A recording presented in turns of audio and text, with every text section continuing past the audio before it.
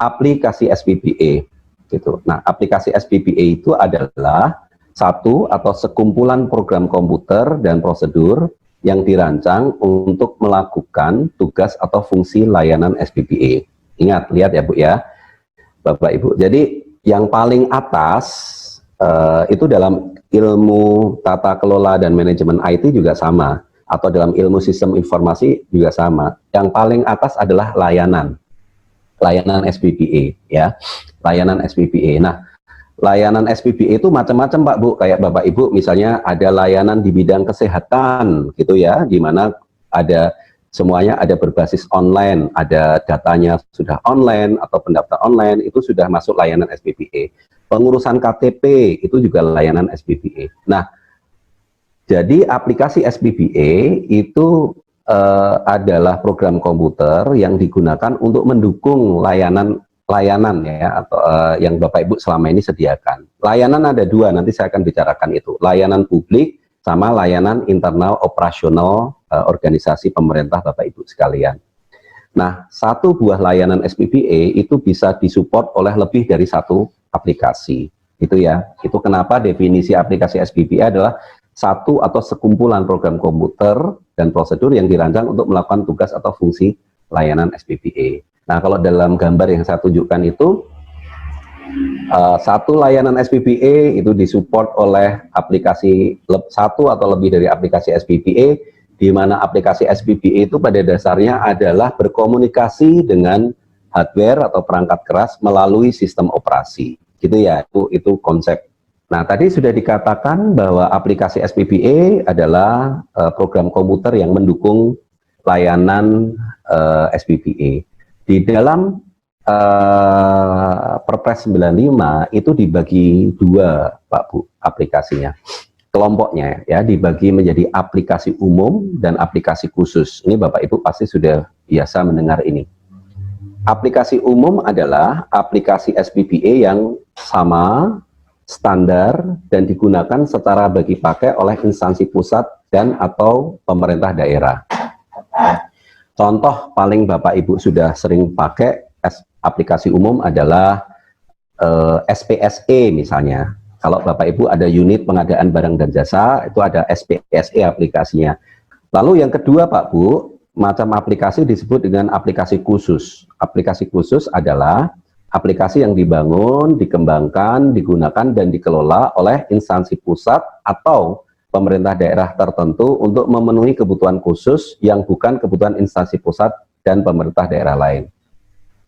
Aplikasi khusus banyak sekali Bapak Ibu, banyak sekali. Aplikasi khusus itu intinya adalah aplikasi-aplikasi yang proses bisnisnya itu khas, berbeda-beda, atau bahkan di pusat belum ada aplikasinya, ya itu bisa aja. Banyak Pak Bu, ada pertanyaan ke saya, kalau e-surat itu apakah khusus atau tidak gitu ya, e-surat? Kan ada Simaya dari Dinkominfo. Pertanyaannya adalah apakah standar surat menyurat itu sama atau tidak antar Pemda misalnya? Ternyata berbeda-beda Pak Bu. Ya surat itu maksudnya kalau mungkin pejabat yang mendisposisi surat berbeda. Ada yang harus masuk ke front office dulu, ada yang dari front office langsung ke pejabat berikutnya, ada yang harus dari front office ke kepala seksi, ke kepala bidang, baru ke kepala dinas, ada yang seperti itu.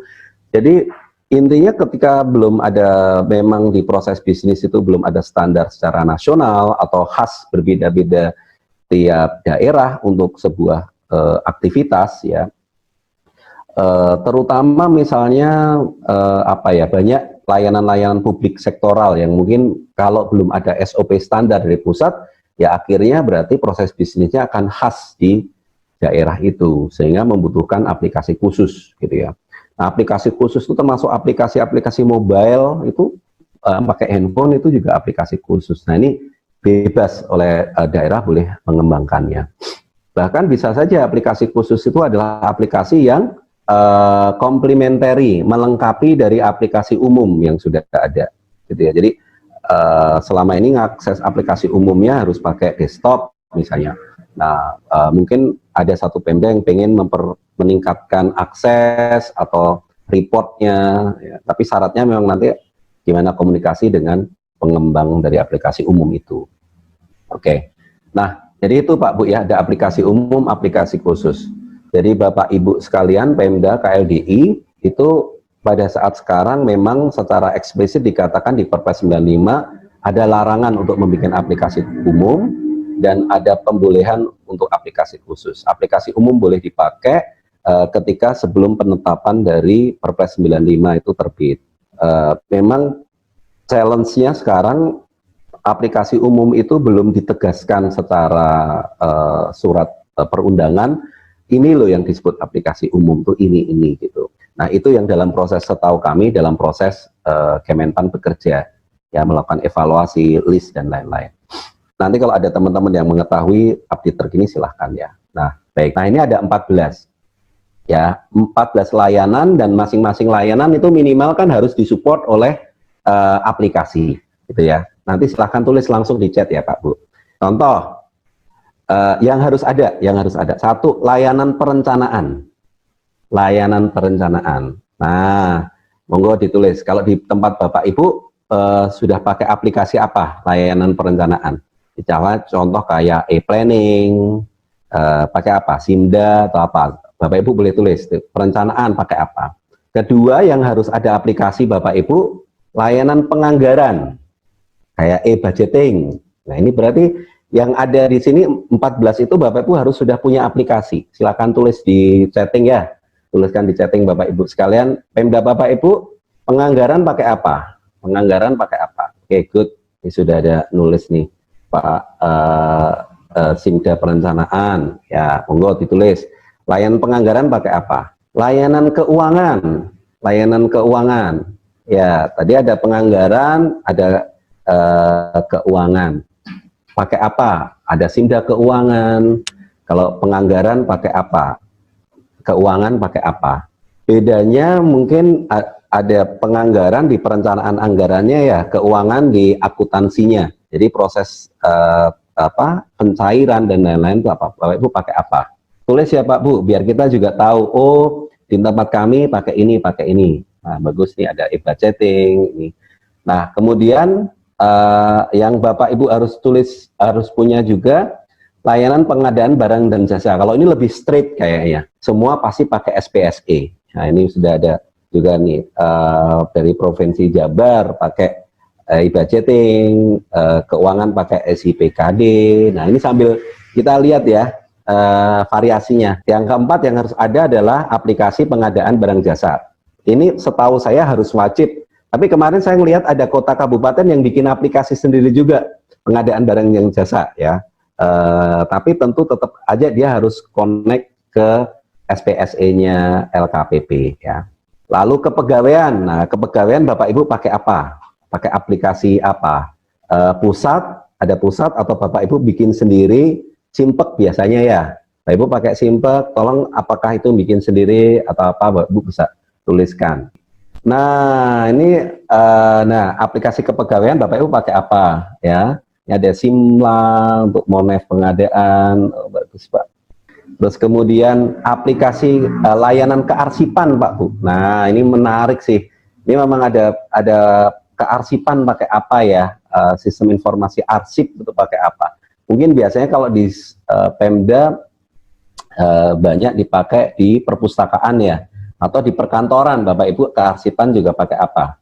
Lalu ada aplikasi yang wajib Bapak Ibu punya, itu bisa lebih dari satu ya Bu untuk tiap layanan, adalah yang ketujuh adalah aplikasi pengelolaan barang milik negara. Nah, pakai apa Pak Bu? Pengadaan barang, pengelolaan barang milik negara umumnya pakai Simbada ya. Mungkin ada Bapak Ibu yang lain pakai bikin aplikasi sendiri atau hal apa, monggo Pak di sharing. Yang kedelapan adalah aplikasi untuk layanan pengawasan internal terkait pemerintah. Bapak Ibu pakai apa nih? Biasanya e-inspektorat ya, atau apa? Termasuk ya pengawasan internal tuh whistleblowing system itu juga pengawasan internal Pak Bu. Biasanya juga aplikasi untuk layanan akuntabilitas kinerja organisasi. Pakai apa Pak Bu? Sakip ya? Sakip. Wah ini ada AI GIS, whistleblowing, ada SIMWAS, inspektorat. Wah, bagus-bagus ini Pak Bu. Lalu layanan kinerja pegawai, Bapak Ibu ada nggak layanan tadi e-monef itu ya, atau ada e-kinerja, e-performance, ya e-performance, silahkan tulis Pak Bu. Nah ini pengalaman kami di beberapa kota kabupaten Pak Bu, layanan kinerja pegawai itu sangat penting sekali, sangat penting, karena untuk memotivasi pegawai, Nah lalu ada 4 aplikasi yang harus ada untuk layanan publik berbasis elektronik. Apa itu Pak Bu? Ya, apa itu Pak Bu? Yakni adalah layanan pengaduan layanan publik, ya, layanan pengaduan layanan publik, gitu ya, layanan pengaduan layanan publik. Nah itu Bapak Ibu memakai aplikasi apa? Ada yang pakai e-lapor, ya, pakai lapor. Yang kedua Pak Bu, untuk layanan publik adalah layanan data terbuka. Nah, layanan data terbuka. Bapak Ibu pakai apa? Biasanya ada PPID ya, ada PPID, layanan data terbuka. Nah, lalu yang ketiga atau ke-13 yaitu layanan JDIH. Nah, siapa yang sudah, yang pasti ya rata-rata udah punya JDIH ya Pak Bu ya, layanan dokumentasi informasi hukum. Nah, ini juga harus ada aplikasi yang sudah diinstal. Nah, yang keempat Pak Bu atau ke-14 dari total semuanya adalah layanan publik sektoral.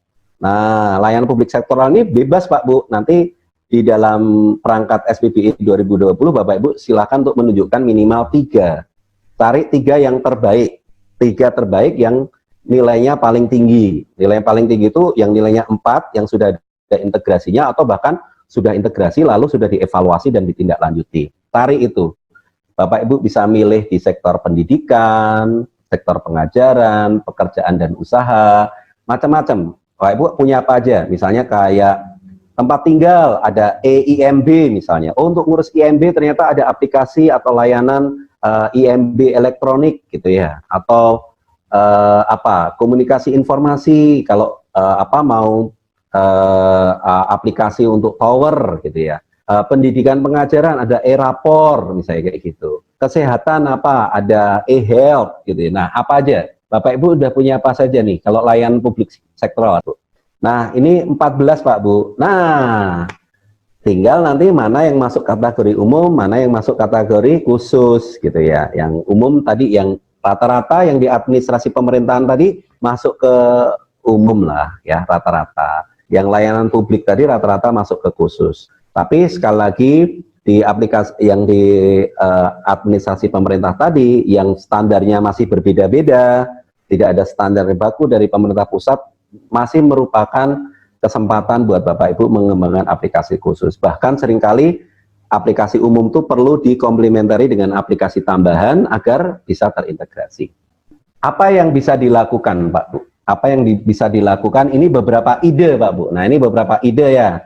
Beberapa ide apa yang bisa dilakukan untuk meningkatkan aplikasi SPBI Bapak Ibu. 1. Mereview memastikan semua transaksi di OPD sudah didukung aplikasi dan menghasilkan data digital. Ini penting saya ulangi kembali karena nanti Bapak Ibu berkepentingan untuk integrasi data. Maka mulai sekarang dipetani Pak Bu bahasa Jawanya. Dipetani mana yang transaksinya masih manual ya, kemudian disediakan aplikasi-aplikasinya. Kedua, mereview mendorong semua aplikasi pendukung layanan SPBE minimal sudah memiliki fitur integrasi data level 4.